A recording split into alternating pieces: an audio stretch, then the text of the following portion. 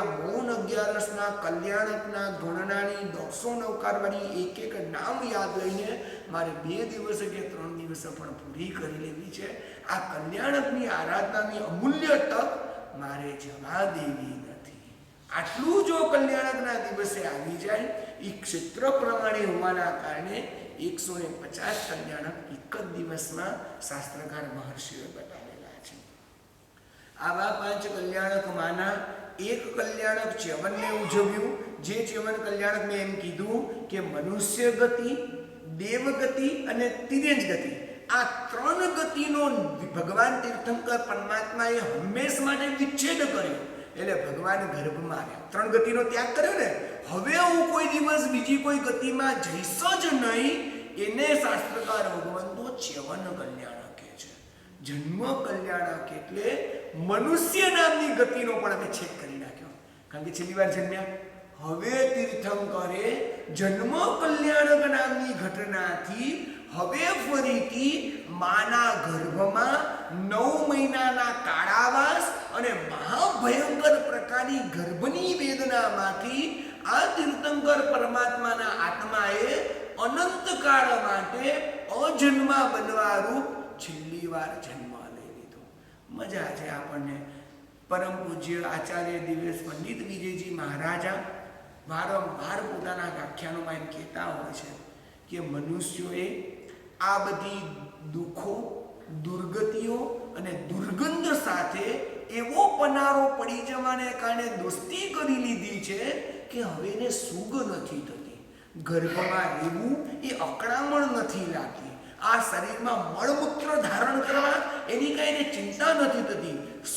શરીરમાં રહેલા લોહી પરુને ધારણ કરવા, જે શરીરની બહાર નીકળે એ દુર્ગંધી અને શરીરમાં હોય એ સુગંધિત સમજવા. આટલી સમજ જો જીવને થાય કે આ પેટમાં આટલો મળ છે, શેનો પ્રકારની તુમાખી મને આ જન્મ અને આ ભવ શરીર ઉપર થાય છે, વિચારવા જેવું છે. ત્રીજું કલ્યાણક અદ્ભુત છે.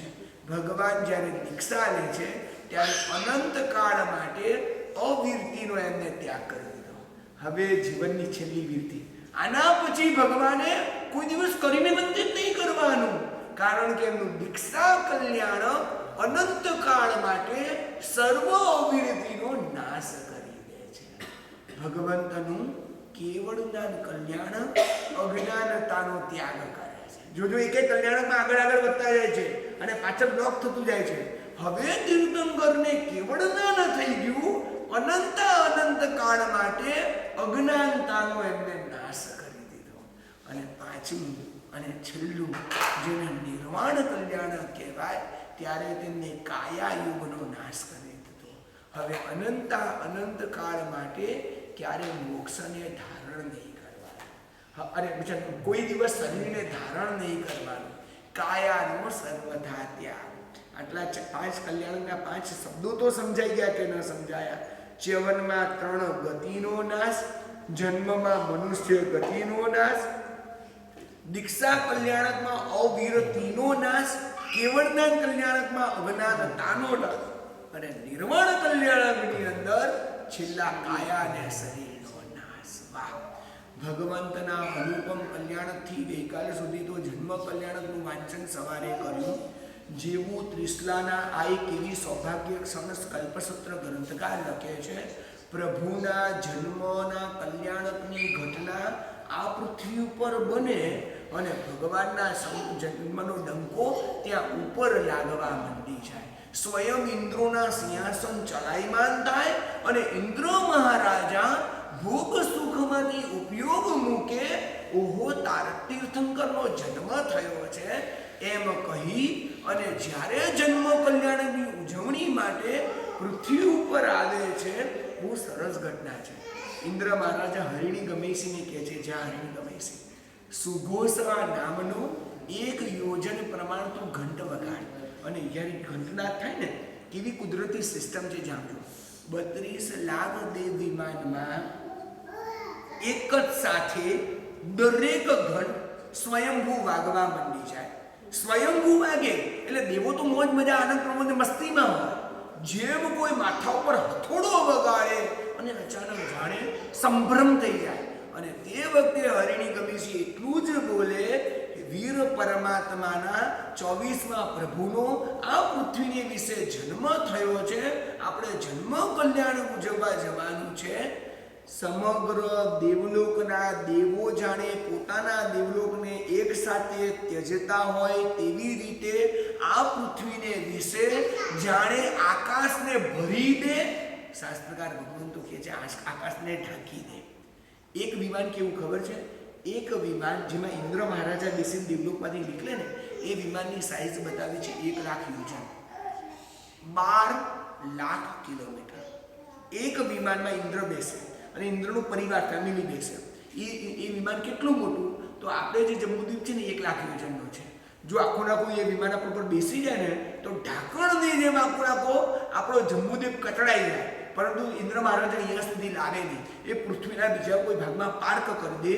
1 લાખ યોજનના પાલક નામના વિમાનમાં ઇન્દ્ર ખાલી પોતાના પરિવારને સમાવી શકે, બાકીના અસંખ્યાતા દેવલોકના દેવો પોતાના ભોગ સુખનું સ્મરણ ભૂલીને જુદા જુદા વિમાનોને ધારણ કરીને આકાશના માર્ગથી સડસડાટ માર્ગે હું મોડો ના પડી જાઉં, પ્રભુના જન્મવા માટે મારી નાક નિરખવાની હરખ કરવી છે, એમ બુદ્ધિથી અસંખ્યાતા દેવો આખા મેરુ પર્વતમાં મધપુડાની જેમ લાગી ગયા હોય. વાહ, શું દ્રશ્ય હશે ભગવાનના જન્માભિષેકનું, શું દ્રશ્ય હશે ઝંખનાદે વિરહ પરિણામનું. કહું સાચે, તીર્થંકર પરમાત્માની ભક્તિ કરનારા આ હૃદયની અંદર એવો વિરહનો પરિણામ આવ્યો નથી, એવી વિરહની વેદના જાગતી નથી. જેવી રીતે દેવો ભગવાનના આગમનની રાહ મેરુ પર્વત ઉપર એક સરખી ટસીને જોયા કરે કે ઇન્દ્ર ગયા છે માતા ત્રિશલા પાસે, કરશે ત્યાં આગળ પ્રદક્ષિણા, વંદશે માતાને ને હમણાં બાળ સ્વરૂપના વર્ધમાનને ખોળે ધરીને લઈ આવશે, અમારી આંખ એમના દર્શનની ઝંખના કરે છે. આવો વિરહ કોઈ દિવસ અંતરાત્મામાં ભગવાન મહાવીર પરમાત્માના શાસનમાં એક બહુ સરસ ઘટના બની છે, વેદનાની. ભગવાન મહાવીર વિહાર કરતા કરતા, અવશ્ય સાંભળવા જેવી, વિહાર કરતા કરતા વૈશાલી નામની નગરીમાં એક વખત આવ્યા, જ્યારે ભગવાને હજુ કેવળના ન થયું, ભગવાન અને હજુ તો છદ્મસ્ત કાળમાં સાધના છે. વૈશાલી નગરીમાં જે દિવસે ભગવાન મહાવીર આવ્યા ને, એ દિવસે વૈશાલી નગરીમાં એક કરોડપતિ શ્રેષ્ઠી, એનું નામ હતું જીરણ. આ જીરણ શ્રેષ્ઠી એટલે ભગવાન ઉપરની સહજની પ્રીતિ. એને સમાચાર મળ્યા કે ભગવાન મહાવીર વૈશાલી નગરીમાં પધાર્યા છે. બસ આપણું પહેલું રિઝર્વેશન, મુંબઈથી મહેમાન આવે પહેલું રિઝર્વેશન, આપણા ત્યાં સાધનની ભક્તિનો લાભ આપજો. એવા કંઈક ભાવો ચડિયાતા પરિણામમાં પ્રભુના પગલા મારા આંગણે થવા જોઈએ. એની પ્રકારથી પોતે સર્વ તૈયારીને મનમાં વિચારી અને જીરણ શ્રેષ્ઠી વૈશાલી નગરીની બહારના ઉદ્યાનમાં જાય છે. પ્રભુ કાયોત્સર મુદ્રાની અંદર ઊભા છે. જીરણ શ્રેષ્ઠી 3 પ્રદક્ષિણા આપે છે. 3 પ્રદક્ષિણા આપીને પ્રભુ સન્મુખ ઊભો રહીને બહુ સરસ શબ્દ બોલે છે, એ વિશ્વનાથ તારક પ્રભુ, આપની ઝંખના કરતા કરતા તો વર્ષો વીતી ગયા, આજે મારા ખરેખર આંગણે કલ્પવૃક્ષ ઉગ્યું હોય તેમાં પધાર્યા છો. હવે આવતીકાલે આપનું પારણાનું આયોજન મેં કર્યું છે. આપે મારા ગૃહ આંગણે આવવાનું અને આપે મારે ત્યાં પારણાનું આહાર વહોરવાનું, આટલું આપને વિનંતી સ્વરૂપે કહી જઉં છું અને કાલે બધી એની યોગ્ય તૈયારી કરીને રાખીશ. ભગવાન ધ્યાનસ્થ છે, ભગવાન કાયોત્સર્ગમય છે, ભગવાન શુભ ધ્યાનના લયની અંદર છે, માટે એમની ઇન્દ્રિયો અવેલેબલ નથી. કાન હોય અને કાન સાંભળે નહીં, આંખ હોય અને આંખ દેખે નહીં. અને ધર્મમાં એકમેકતા કહેવાય. જીરણ શ્રેષ્ઠી પહોંચીને તો તરત જ બધી તાળામાર તૈયારી, પોતાની શ્રાવિકા, પોતાના પુત્ર, પોતાના પુત્રવધુઓને કીધું, આવતીકાલે 3 લોકના સ્વામીને આપણે ત્યાં પધારવાના છો, વિનંતી કરીને આવ્યું છું, તમે બધા સવારના તૈયાર થઈ રહેજો. સુવર્ણ અને રત્નનું સિંહાસન સ્થાપન કર્યું, 32 પ્રકારના પકવાનો તૈયાર કર્યા, રત્નના થાળાઓ તૈયાર કર્યા, મોતી હીરા માણે 3 લોકના સ્વામીને એવું વધાવીશ કે મને આખા જીવનનો સર્વશ્રેષ્ઠ આજે આનંદને લૂંટવો છે. સવારના પહેલો પ્રહર પસાર થવાનો કાળ થયો, બીજો પ્રહર આવશે એટલે પ્રભુ પધારશેની ઝંખના શરૂ થઈ. મિનિટ જેમ જતી જઈ અને પ્રભુના આગમન માટે ઝૂરતું હૃદય રસ્તાના માર્ગને એકીટસે જોયા કરે છે. આવવા જોઈએ. પ્રભુએ જાણે સાંભળ્યું નહીં હોય તેમ પ્રભુ તો કાયતસરમાં જ રહ્યા. આખો બીજો પ્રહર વીતી ગયો અને જીરણ શ્રેષ્ઠીના અંતરાત્મામાં થયું, લે શું બન્યું આજે કે વિશ્વંભર નહીં આવ્યા. ફરીથી પોતે ત્યાં ગયા, પ્રદક્ષિણા કરી. પ્રભુ ધ્યાનસ્થ હતા. અચ્છા પ્રભુ, લાગે છે આપણે છઠનું પચકાણ હશે. તો પ્રભુ આવતીકાલે તો હું તમારી રાહ જોઉં કે ન જોઉં?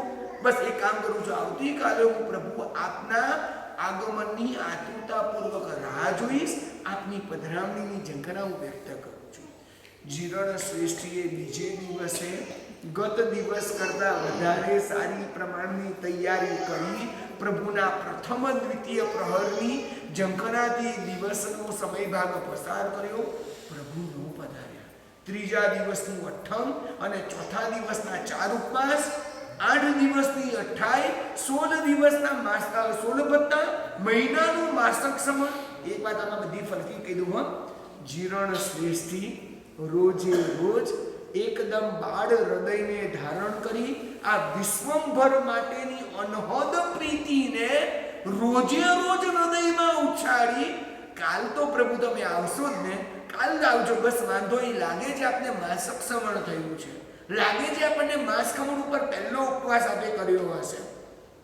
પોતાના નિર્મળ હૃદયમાં અને નિર્મળ ચિત્તની અંદર નિરંતર ભક્તિનો ધોધ વધતા 4 મહિના સુધી અવિરતપણે પ્રાર્થના કરી છે.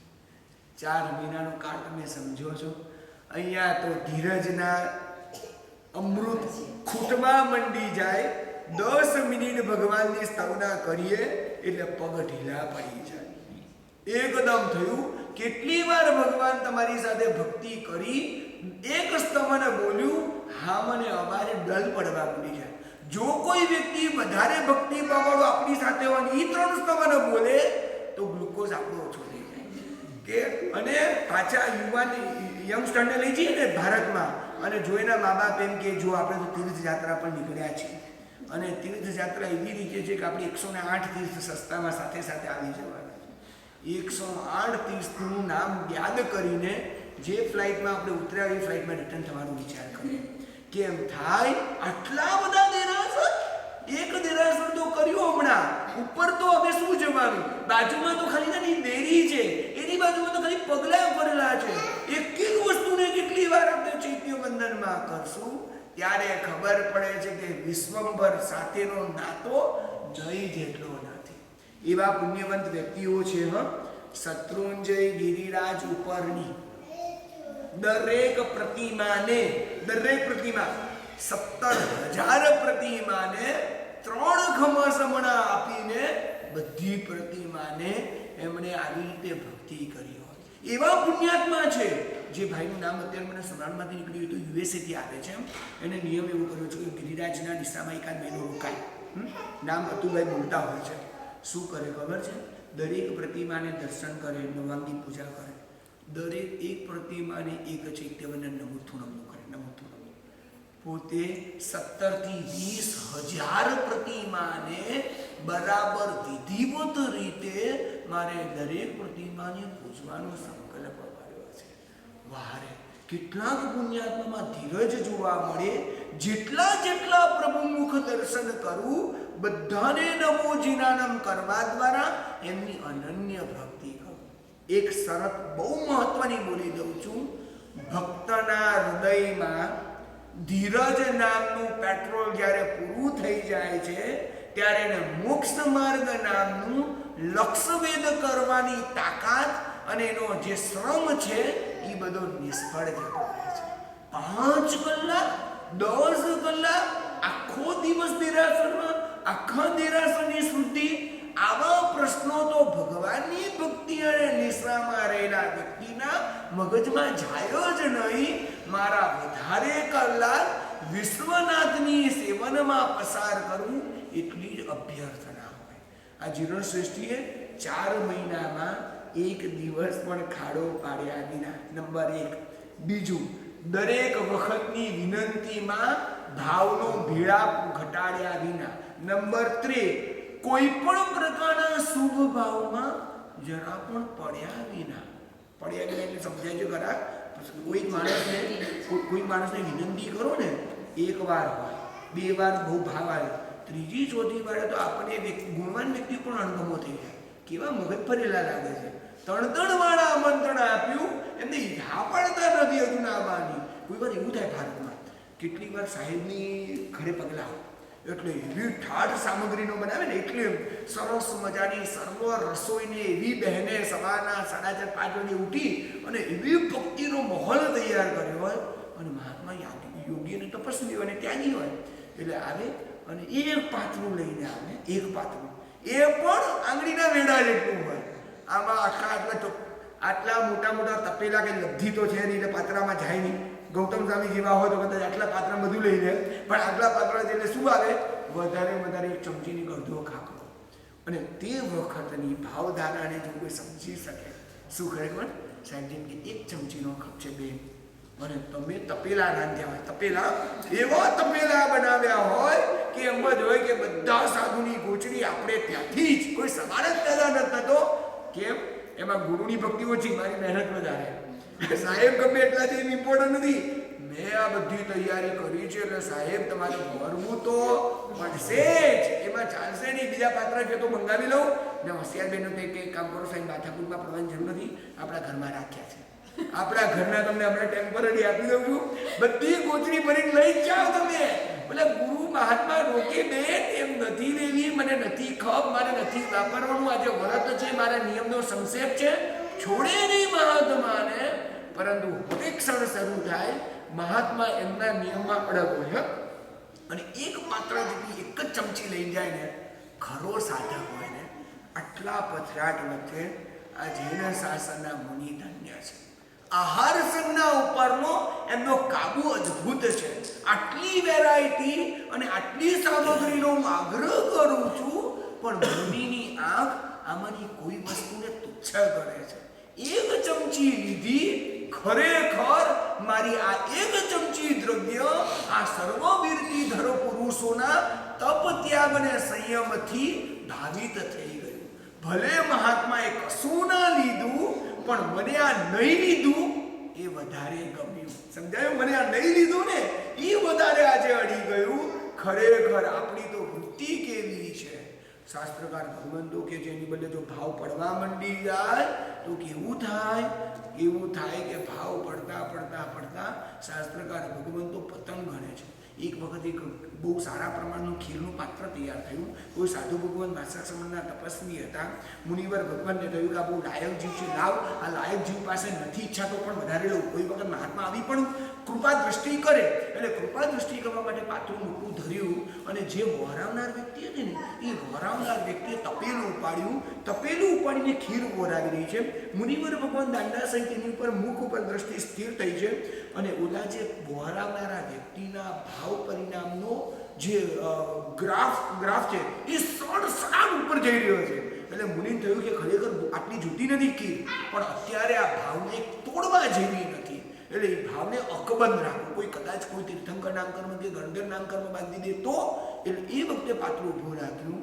જે વ્યક્તિ વરાવનાર હતો ને એને પાત્રું ભરાતા મનમાં એમ વિચારો કેવા માર સાહેબ છે, નાઈ નથી બોલતા, લીધા જ કરે છે આટલું. ઓ બાપ રે! એ જ ક્ષણે અશુભ કર્મનો બળ અને ભયંકર દુર્ગતિ સાધુ નિંદાની અંતરાત્મામાં પડી. કાયક તીર્થંકર નામ કર્મના બંધનના દરવાજા ઉપર ઉભેલો આત્મા, જેને ખાલી નોક કરવાનું હતું ભાવધારામાં, પડ્યો. એટલે કેટલો લોસ ખબર પડી, કેટલો લોસ. એના હાથમાંથી લૂંટાયું તીર્થંકર નામ કર્મ. એનું આચકી ગયો કર્મ સત્તા પ્રચંડ પુણ્યના ઉદયને એના આંખની સામે ઝપાટો મારી ગયો. ભાવ ઉપરથી ગગડ્યા, જમીન ઉપર આવી ગયા. એક વસ્તુ બહુ ચિંતા કરું છું, કે પ્રતિપળ આંગી, ઉપવાસ આંગી, એકાસનું, નવકારસી, સામાયિક જે કંઈ હોય એક અંદર ચેકિંગ કરું. આજે મને ભાવની ભૂમિકામાં કેટલી મજા આવી રહી છે. હું ચડતા પરિણામે કેમ ના કરું? ગઈકાલ કરતાં આજે મને નાથ બહુ ગમ્યા. આજે મને સ્વામી તમે બહુ ગમો છો. આજે મને કરેવી બંતે લેવામાં જે આનંદ આવ્યો, માથું નમાવ્યું ને કરેવી બંતે બોલાવ્યું ને, રોમાંચ થઈ ગયા. અનંત તીર્થમ કરું એ આ કરેવી બંતેથી દીક્ષા લીધી હશે. મજા પડી ગઈ આજે મને કરેવી બંતે સાંભળવાની. તો એ સામાય 1 લાખ સામાયિકના કમ્પેરિંગમાં શ્રેષ્ઠ થઈ શકે. કેટલી સમયની મર્યાદા છે? હજી છે જીરણ શ્રેષ્ઠી વર્યની ઘટના થશે 20-25 મિનિટ. 12 વાગ્યા છે, 12:30 સુધી મને તો વાંધો નથી. એટલે મને આ પરનું જીરણ શ્રેષ્ઠી વર્ય બસ તમારા ચડતા ભાવ પરિણામ હોય. ઘડિયાળનો કાંટો ડાઉન. હા બિલકુલ બેસો, હું તો બેસવા અનુકૂળ જ છે. હજી અડધો કલાક છે એટલે કદાચ 10 મિનિટ પાછળ બેસવું પડશે. ઘડિયાળનો કાંટો ક્યાં ગબડી પડે એમ આપણા ભાવ ન ગબડી પડે. આપણે આ સામાયિક 2 આવી ગયા, ઉપયોગ રહ્યો નહીં ને ઘણું લંબાઈ ગઈ. એવા પરિણામ ના બગડવા જોઈએ. અને હું એટલું કહું, બીજી એક વસ્તુ કહું, જે ધર્મ પરિણામને અશુદ્ધ કરતો હોય એવું ખ્યાલમાં આવી છે. હું જેવું કરું છું ને આંબેલ, જો થોડો પુરુષાર્થનો ધક્કો મારવાનો, થોડો પ્રબળ જોર કરવાનું, પણ મન જો આખી રાત્રિ દુર્ધ્યાન કરતું હોય ને, દુર્ધ્યાન તરફડતું હોય ને, તો એમ કહીશ કે પરિણામને સાચવવા એ એક અનિવાર્ય સબળ છે. સાવ પતનના આરે જતો રે, હવે હું મરી જાઉં જો કોઈ સાંભળ જ નહીં કરું, આવી પ્રકારની ભૂમિકા સુધી છેલ્લી કોટીએ પહોંચી જઈએ, એવું નહીં કરવું. એવું નહીં કરવું. બિયાસણનું બચકાનો, આંબીલનો સ્વભાવ કેળવો, આંબીલનો એક સંસ્કાર પાડો અને પછી પ્રબળ વિશુદ્ધ ભાવથી આંબીલ કરો. ભાવની દુનિયાની મૂલ્યતા કલ્પનાતીત છે. માટે બોલશું દાન ધર્મ શ્રેષ્ઠ, ભાવ ધર્મની છાંટવાળો, શીલ ધર્મ ઉત્તમ, ભાવ ધર્મના રંગવાળો, તપ ધર્મ સર્વશ્રેષ્ઠ, પરંતુ ભાવની ભૂમિકા ઉપર રચાયેલો. દાન તો જ આપણે માન્ય કરીએ છીએ જેમાં ભાવ ભળેલા છે. શીલ પાડવું, હું આટલા દિવસ તો વિશુદ્ધ બ્રહ્મચર્યનું પાલન કરીશ અને નિર્વિકાર પરિણામમાં મારા દિવસ અને રાત્રિ પરાશ્રાર કરીશ, બહુ ઉત્તમ, પણ એમાં ભાવ ભૂમિકા કેટલી તારી ભળેલી છે. એ જ્યારે તપ ધર્મના પછાણો નવકારસીના કરવામાં આવે તો એ ભૂમિકાની અંદર કેટલી ઉપયોગતા છે. એવું બોલું કે માસક શ્રવણનું તપ આપણા જેવા બધા તપસ્વી કરે અને એક નવકારસીનું તપ સાધુ કરે તો સાધુની નવકારસી સાધકોના માસકમણ કરતા ચંદ્રજી કે આટલું તો સમજ પડે ને. કમ્પેરિંગ 30 દિવસ માસક સમણ, શરીર સુકાઈ જાય, મૃત્યુંજય તપ, મરવા પડ્યો જેટલી સાધના થાય, અને સાધુ શું કરે ખરે? ખાલી સવારે ગુરુ પાસે હિચકારી ભવન પસાઈ કરી નવકારસી અને સાહેબ નવકારસીની ગોચરી ખાખરો મગ લઈ આવે, પચકણ પડીને નવકારસી કરે. અપેક્ષાએ શ્રાવકોના 30 દિવસના માસ્કમણ નામના તપ કરતા સાધુની નવકારસી ચડિયાતી. કેમ? ભાવની ભૂમિકામાં એવો એમને પીઠબળ મળી ગયું. માટે તેનું ઉત્તમમાં ઉત્તમ શાસ્ત્રકાર ભગવંતોએ તપ કીધું. આપણા શીલ ધર્મની બહુ કિંમત નથી. સાધુનું શીલ એ વિશુદ્ધ શીલ કહેવાય, વિશુદ્ધ બ્રહ્મચર્ય કહેવાય. સાધુનું દાન ખરેખર જો દાન ધર્મ શ્રેષ્ઠ, સાધુ શું દાન આપે છે? સાધુ સર્વશ્રેષ્ઠ દાન આપે છે અભયદાન. 14 રાજલોકના કોઈ જીવને મારા કારણથી મારીશ નહીં, બેસ્ટ અભયદાન. એટલે એમનું દાન શીલ અને તપ ભાવની ભૂમિકા ઉપર સર્વોત્તમ સમજવું. જીરણ શ્રેષ્ઠી વર્યની 4 મહિનાની અત્યંત તીવ્ર વેદના સભરની વિનંતી, અત્યંત લાગણી સભરની ભાવ ભૂમિકા, વીર પ્રભુનું મુખ જુએ એટલે ભાવ ગઈકાલ કરતા વધારે આવે. પ્રભુને હવે આક્રંદપૂર્વક પ્રાર્થના કરે, હે વિશ્વનાથ, 4 મહિના સુધી અવિરતપણે મારાથી પ્રાર્થના થઈ છે. પ્રભુ આપે કદાચ પ્રાર્થનાનો સ્વીકાર પણ કર્યો હશે, જાણતો નથી, અને તેને યોગ્ય ઉત્તમ તૈયારી કરતા કરતા 4 મહિના એ આગમનની તૈયારીનો પણ અભ્યાસ થઈ ગયો છે. સ્ટડી કેટલો થઈ ગયો? 4 મહિના સુધી રિપીટ તૈયારી. આવતીકાલે 4 માસી તમારું તપ પૂરું થશે. 4 માસી એટલે 4 મહિનાના ઉપવાસ ભગવાન મહાવીરે પણ ઘણી વાર કર્યા છે. બસ આવતીકાલે પ્રભુ આપના સર્વોત્તમ તપને હું વધાવવા માટે કાલે આ 4 મહિનામાં જેટલી તૈયારી કરી તેના કરતા કંઈક ઘણી વધારે તૈયારી હું કરીને રાખીશ.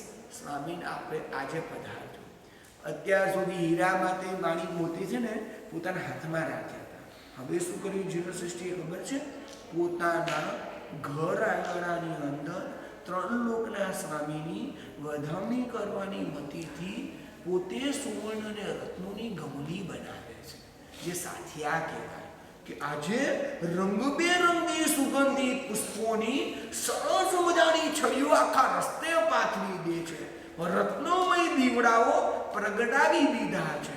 બધા જ પોતાના વસ્ત્ર અને આભરણ પોતે, જો આપણે આડંબર છે ભક્તિ કરવાનું, આમ હું એમ કહીશ કે ભગવાનની ભક્તિ સિવાય એકેય દાગીનો કપડો નહીં ખરીદતા, પણ અવસર ભગવાનની ભક્તિ ના આવે ને તો મોંઘામાં મોંઘા વસ્ત્રો અને મોંઘામાં મોંઘા દાગીના નવા બનાવવાના.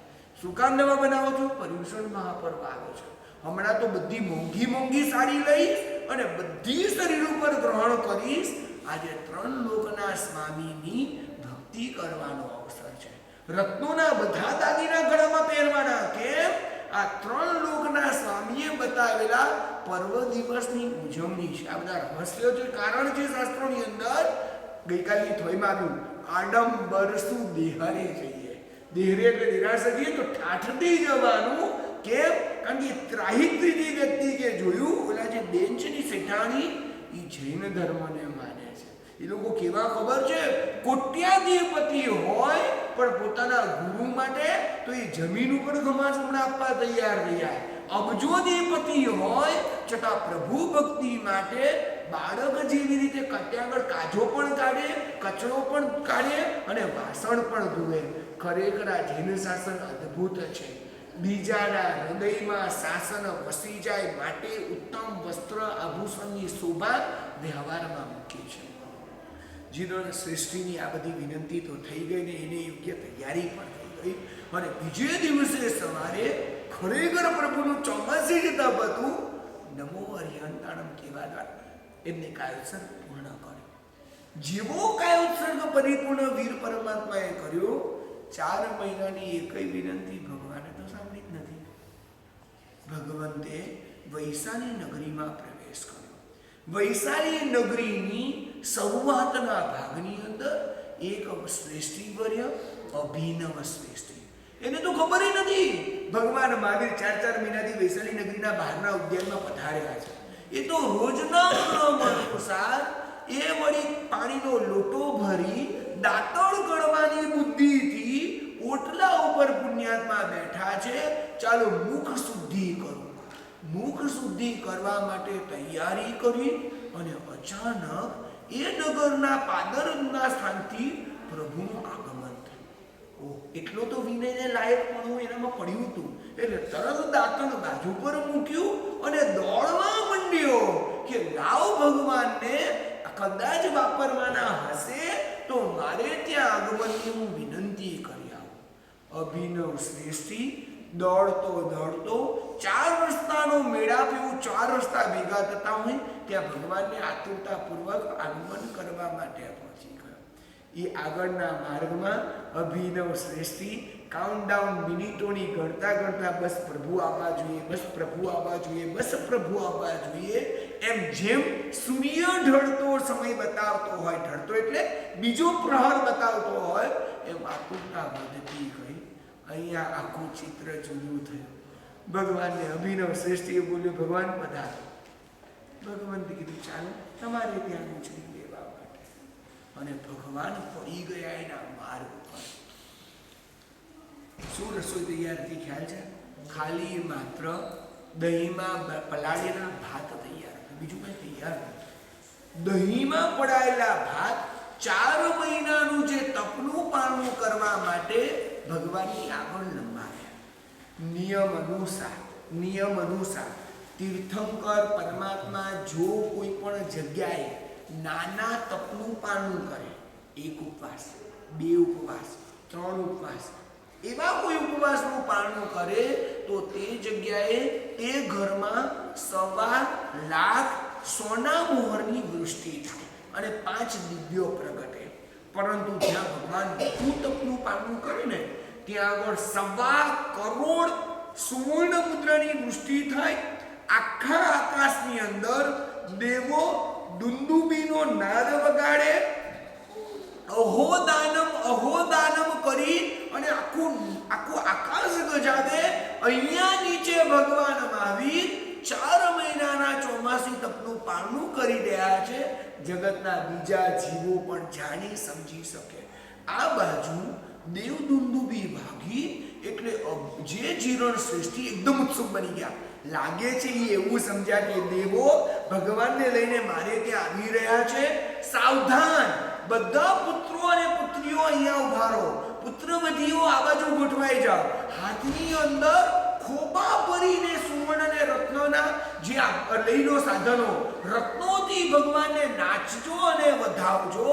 એવી તૈયારી સાથે જીરણ શ્રેષ્ઠી ત્યાં આગળ તૈયાર બન્યા અને અવિરતપણે દેવદુંદુબીનો જે નાદ છે એ તીવ્રતમ સુધી પહોંચ્યો. જેમ જેમ દેવદુંદુબીનો નાદ મોટા અવાજે ગાવા માંડ્યો તે રીતે ઉત્સુકતા તીવ્ર બનતી ગઈ. હવે પ્રભુની પધરામણીમાં હૃદય ઝાલ્યું રે તેવું ન રહ્યું અને મુઠ્ઠીઓ જાણે વધામણી આ ભગવાન દેખાય એટલે થાળાઓ જે ભર્યા છે એ ભગવાન વીરની વધામણી માટે હું ઉછાળી દઉં. આ પરિણામ એના હૃદયમાં છે. અને જીવા આ દેવદુંદુબીનો નાદ ભગવાનનું પારણું પોતાના મોટા દુર્ભાગ્યથી બનવા કાળે બન્યું કે અભિનવ શ્રેષ્ઠીના ત્યાં થયું.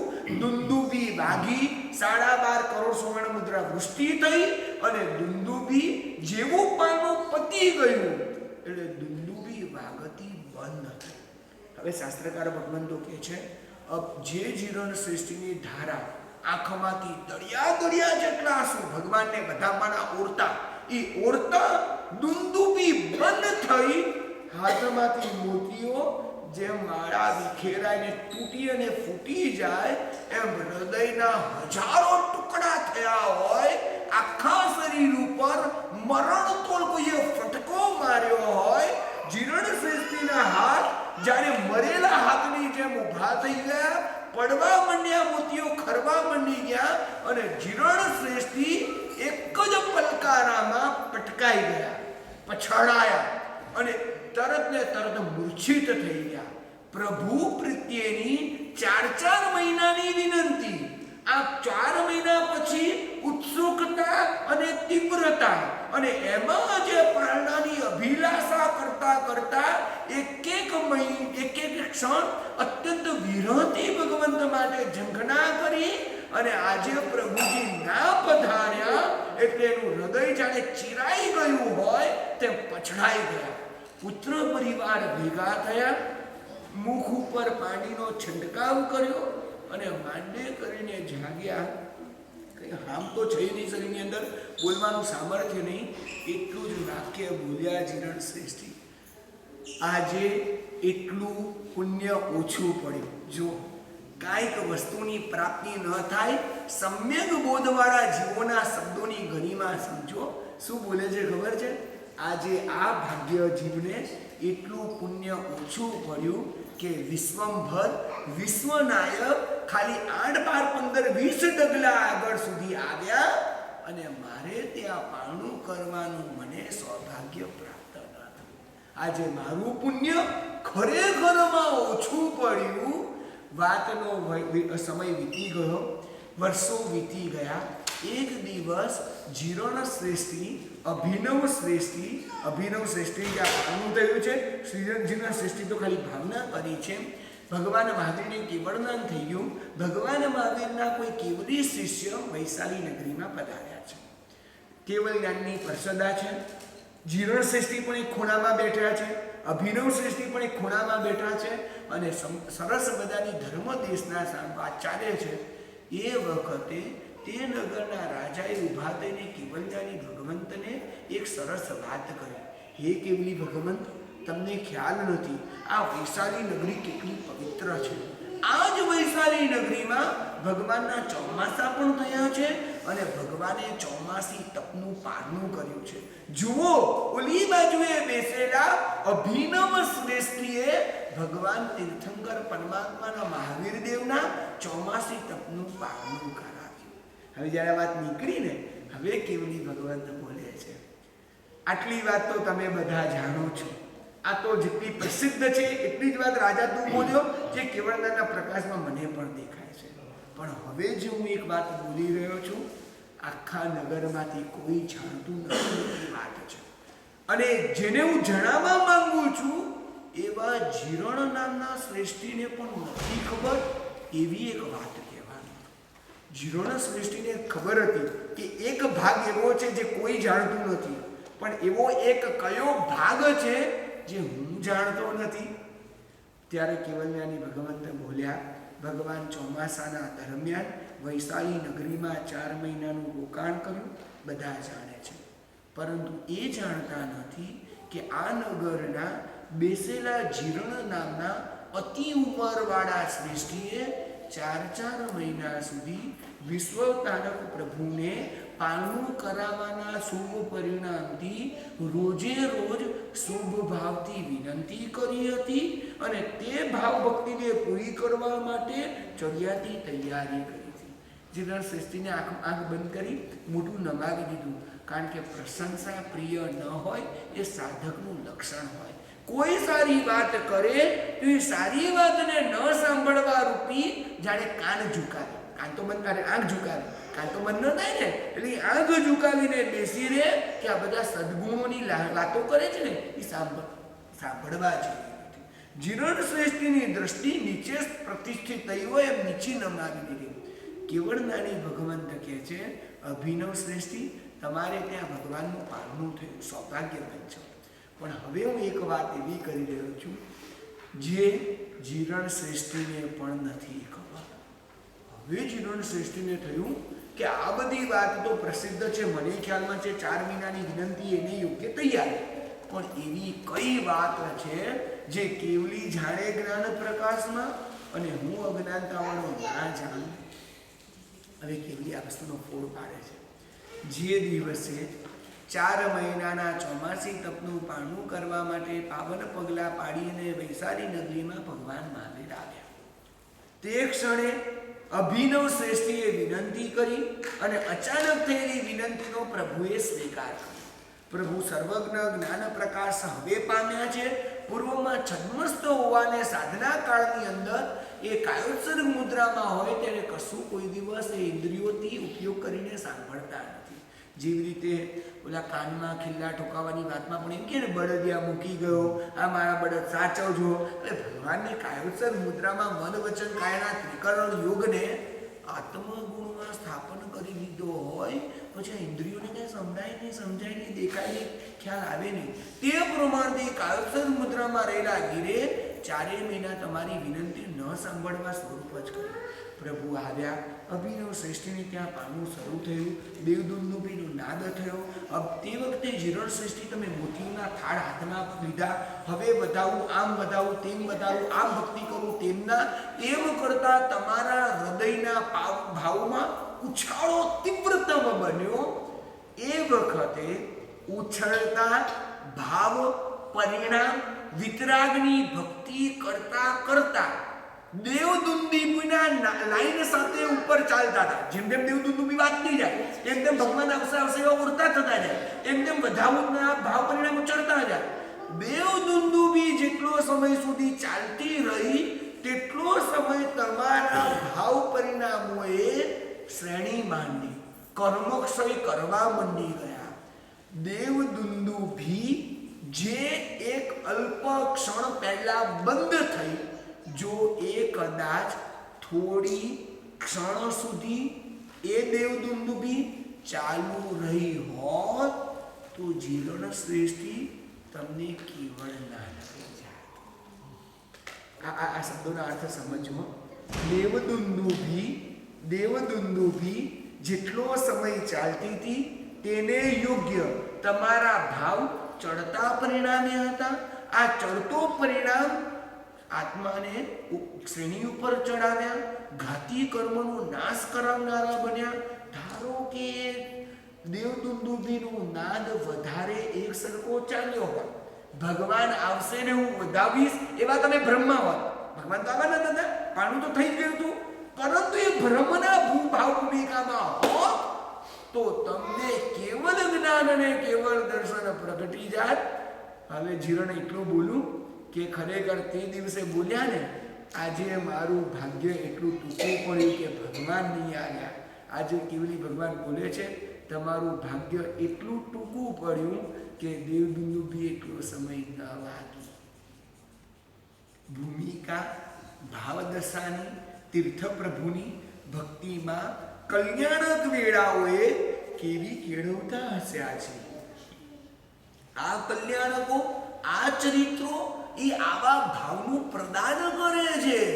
પ્રભુને ભેટવાની દોડ પ્રભુના વિરહ વિનાની હોય, પ્રભુના જોવાની દોડ પ્રભુના દર્શન ઝંખના વિનાની હોય, પ્રભુ પ્રીતિ કરવાની ભાગદોડ પ્રભુ સાથે પ્રીતિ કરવાની તલસાટ વિનાની હોય તો એ ભક્તિ કેમ કહેવી? એ જે કઈ પ્રકારની ક્રિયા, એ ક્રિયા શ્રેણી કેવી?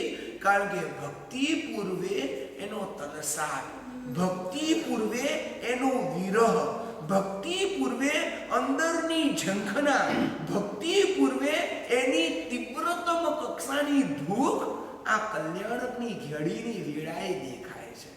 જેવી રીતે ભગવંતના જન્મ કલ્યાણકે આ ગ્રંથકાર કલ્પસૂત્ર બતાવે છે કે દેવો આવા પ્રકારની ઝંખના કરે છે. વિશ્વંભર આવે, અમે આ નિરખી નયનથી આનંદિત થઈશું. મેરુ પર્વત ઉપર અસંખ્યાતા દેવોના મધપુડાની અંદર તીર્થંકર ભગવંતા પૃથ્વી ઉપરથી ઉપર પધારશે અને અમે બાળ તીર્થ પ્રભુના દર્શન કરશું એવી મીટ માંડેલી અસંખ્યાતાઓ આંખો પ્રભુના આગમનની જાણે રાહ જોતી હોય અને તરફડતીને તરસાટ કરતી હોય. પંચરૂપ ધારણ કરી ઇન્દ્ર પ્રભુ જ્યારે ઇન્દ્ર પ્રભુજીને લઈને આવે, માન્યામાં ન આવે તેવો હર્ષ અને ઉન્માદ કલ્પસૂત્રના ગ્રંથકાર બતાવે છે. નાચવું, કૂદવું, વાજિંત્ર વગાડવા, આ તો બધું સમજાય છે. વાંદરાની પેઠે દેવો કૂદકા મારવા માંડી છે. ગાંડ પણ સવાર પ્રભુને જોયા પછી, પ્રભુના દર્શન કર્યા પછી બહુ બુદ્ધિ નિધાન કહેવાય ને, એ દેવો પણ પોતાનું બેલેન્સ ગુમાવી નાખે. મોઢામાં હવા ભરી, જેમ નાનકડો બાળક મોઢામાં હવા ભરીને ફૂંગો કરીને પોતાનો હવાથી ફૂંગો ફૂવે ને, ગ્રંથકાર મહર્ષિ લખે છે કે ભગવાનના દર્શનથી ઉન્નત ભાવોમાં ઉચ્છળિત થયેલા હૃદયો આવા પ્રકારના ગાંડપણ કરવા મંડી જાય, નાચવા કૂદવા મંડી જાય, વાજિંત્ર નાદ કરવા મંડી જાય અને ભગવંતના જન્માભિષેક કરવા મંડી જાય.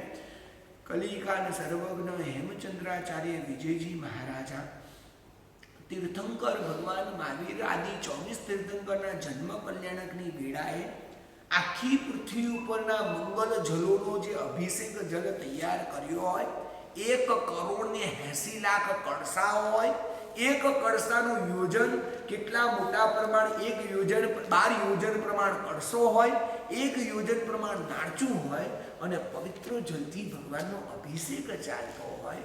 એ અભિષેકનું જળ ભગવંતને સ્પર્શીને મેરુ પર્વત પછી પાછું વહે, જેમ ઝરણા કરે. રીતસરના મેરુ પર્વત ઉપર હજારો કૃત્રિમ રીતે તૈયાર થયેલા ઝરણાઓ વહેવા માંડ્યા, કારણ કે પ્રભુનો અભિષેક થયો એટલે આ પાણી વહે છે.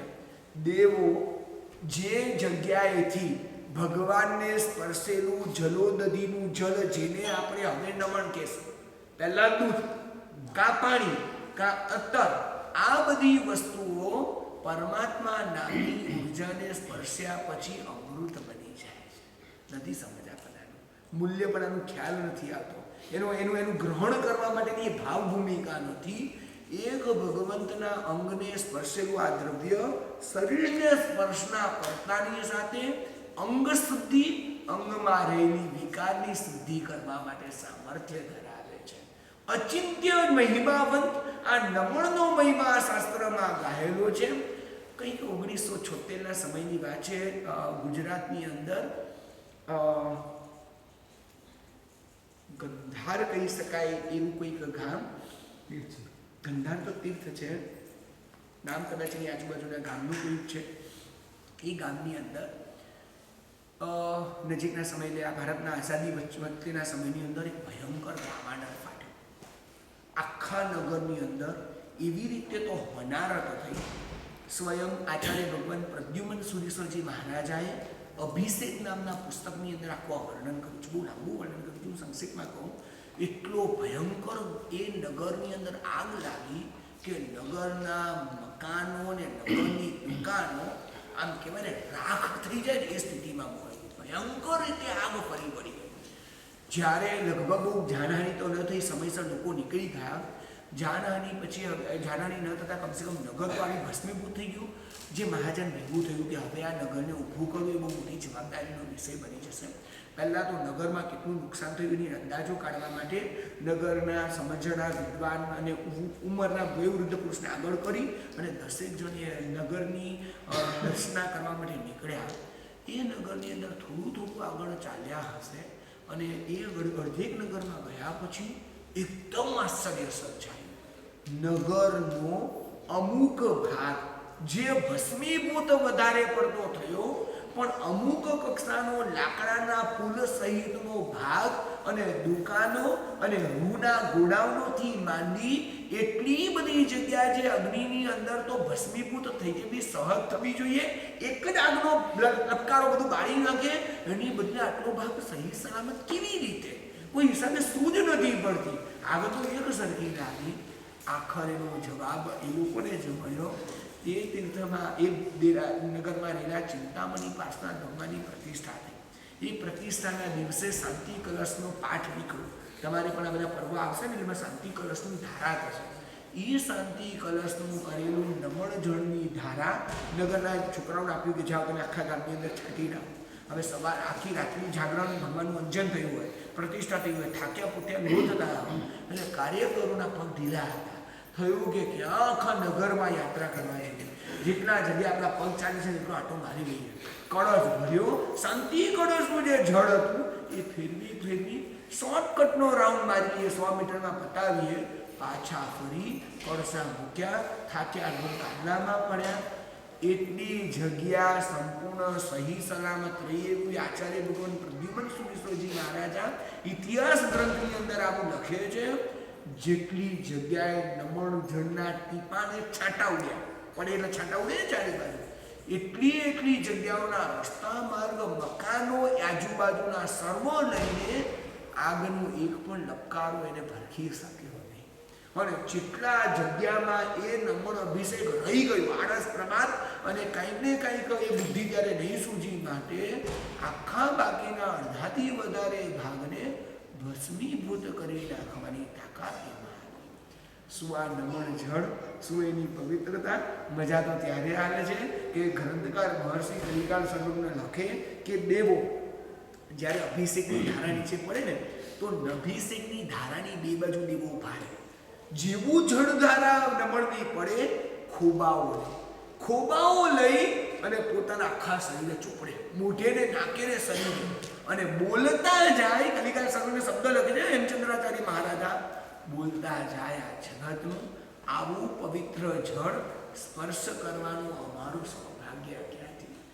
નિર્મળ શરીરવાળા, કાંતિ શરીરવાળા, જેને આખી જિંદગીમાં એક પણ પ્રસ્વેદનું